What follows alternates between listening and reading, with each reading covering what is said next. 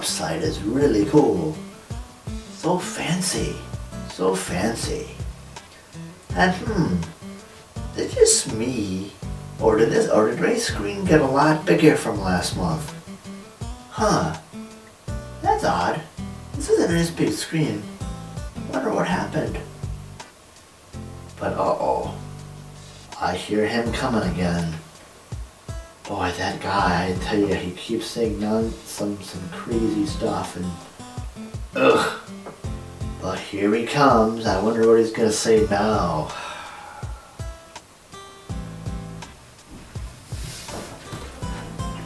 Boo! Did I scare ya? Well, anyway, dude, I think it's Halloween coming up, and I really gotta do a Halloween.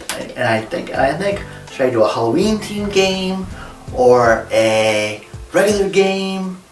Don't know, man. Don't know. What do you think? Your thoughts? Dude, you don't scare me. Yeah, I know. It's Halloween. It's the month of Halloween again. Yeah. And so you're looking for a Halloween themed game? Well, dude, you have like a couple of them. Yeah, dude. See, look, I think you're giving me a zombie curse or something. I'm coughing like a zombie or something. Oh, hey, wait. You have I know you did Zombie U last year. Don't you have like Zombies Ate My Neighbors for the Super Nintendo or something? Totally do that, dude. Totally do that. You know, it sounds good to me. It's a fun game. You get to shoot zombies and stuff, I think, among other things. And now, yeah. There's your advice there. There's your nugget of advice for the day. Now go and review it before I turn into a zombie myself. Go. Well, that takes care of that. Well, so it's Zombies Ate My Neighbors for a Halloween themed episode today on Power Up. So let's roll those fancy credits and get rid of zombies and monsters and all that fun stuff.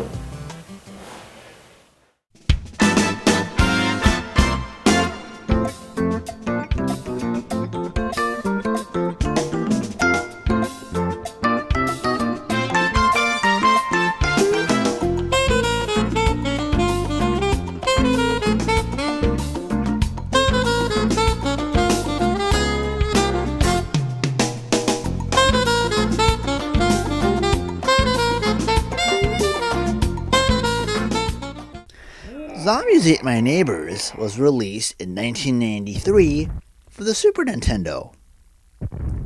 A Sega Genesis port soon followed, but I just have the Super Nintendo version that I'm using for this review. Anyway, the game starts you off by playing. You can choose between two kids or two teenagers. Zeke, a 3D glasses wearing looking cool dude, and Julie, a hat wearing female badass of skirt gunnery and other weapons. Basically, you go around and you take care of basically B-movie monsters like werewolves, mummies, chainsaw maniacs. Heck, even though it's not in this footage, really, really big babies. I kid you not. There are really big babies in this game. Wow. And of course, there's also pod people as well, among other things. And you say, Marcus, what weapons do I have to fight these monsters with? Well, how about this awesome arsenal? Squirt guns, and silverware, and tomatoes, and soda pop cans, and bazookas, yes, bazookas, and weed whackers. And you might be thinking, wow, That is a very interesting arsenal, but there's more. And there's also potions you can get to transform into a big burly monster. Or if you're having trouble with a certain level of chainsaw maniacs, there's clown decoys. So you can lay them for a quick, and you can run away while the chainsaw maniacs are preoccupied and think they're you. So yeah, that's pretty cool, huh? That's pretty cool indeed. I would love it if a chainsaw maniac came by me and all I needed to do to distract him was blow up a dummy, a balloon dummy of a clown, and then run away. Or I would love it. And also, these weapons are based, especially for werewolves. That's what where these silverware comes in. You toss some silver at a werewolf, boom, he's gone. Likewise with pod people and those pod plants. You simply use the weed whacker and weed whack the pods away. Yay! Yay! And of course, you have to rescue the neighbors, or somewhat neighbors. When you first begin the game, you get 10 neighbors you have to save. And basically, as long as you rescue at least one neighbor, you can go on to the next level. And also provided you have enough lives. As long as you're still living and you get at least one neighbor, you can keep on going. And of course, if you do well enough, and if you do happen to lose a couple of neighbors, every now and then they will give you a victim back, a neighbor back, which will help you out. So, but they can be kind of tough to rescue at times. But as you go through the game, you probably get to know where the zombies and the B movie monsters come up, so you'll have a better leg up on the situation. In fact, I almost lost one, but in this playthrough, I did lose one, of course, but I did almost lose one. I think I almost lost one. I came close to it. I might have lost one. I could be wrong. But one that I almost lost but didn't lose was a doggy. It was a nice dog. What's cool is when the zombie with that monster came near that dog, you could hear the dog bark. And it's like, oh no! But since those monsters seemed to come to my general direction, I was able to scroll it off screen, and the zombie or the zombie or the monster came to me. I was able to defeat the monster and rescue the nice doggy. Yay! Yay! And also, this music is really fun. I really like the music in this game. It's very catchy. It's really good. I thought it was a really good score. A soundtrack. So I thought it was cool. And yeah, some of it is I really liked it. I don't know much about music, but from what I heard in this game, I loved it. It's pretty good stuff. And I like how all the titles are named something like you would see in like a monster movie. So that's pretty good stuff too. I love all of the titles so far, at least in my playthrough. And also, of course, every 4 or so levels, even though this doesn't have a battery backup, this does have passwords. Every 4 levels you complete, you get a password. So you don't have to start all the way back at the beginning if you lose all your lives or neighbors, which is a good thing. Well, anyway, you're probably wondering, Marcus, how do I get this game?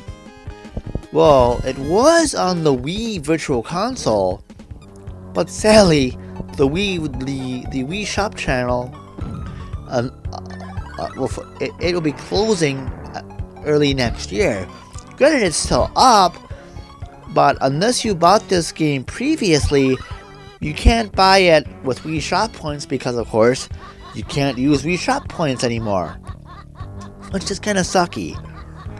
So besides emulating it, or getting an actual copy of it somewhere for either the Genesis or the Super NES, can't really give And that's all I can tell you of where to get it.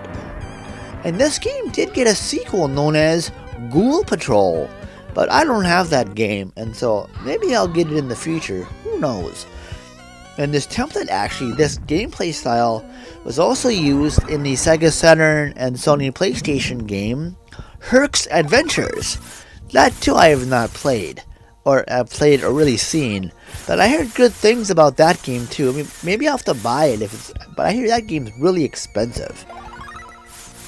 But anyway, I think this is a really fun game.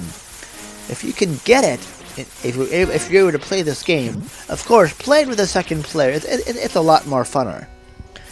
But I like this game. I actually got this for Christmas years ago from one of my uncles. It's kind of funny because it makes me glad I didn't get rid of it at all, because apparently this game itself has gotten a cult following, and I think, as I mentioned, it also has gone up in price a little bit as a result. So it makes me cool, it makes me happy that this was a game that's actually really popular, but yet didn't really think of it as first. But actually it's gotten really good over time. It's kind of cool actually. But play this game any way you can. It must not be missed. And it's just so fun, with the weapons and the zombies and the other monsters you gotta try and beat. It's a pretty fun time.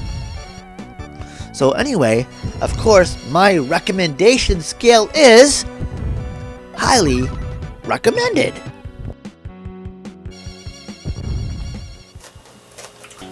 And as always, if you live in or around South St. Paul, Minnesota, or Eagan, Minnesota, please visit my excellent friends at Level Up Games.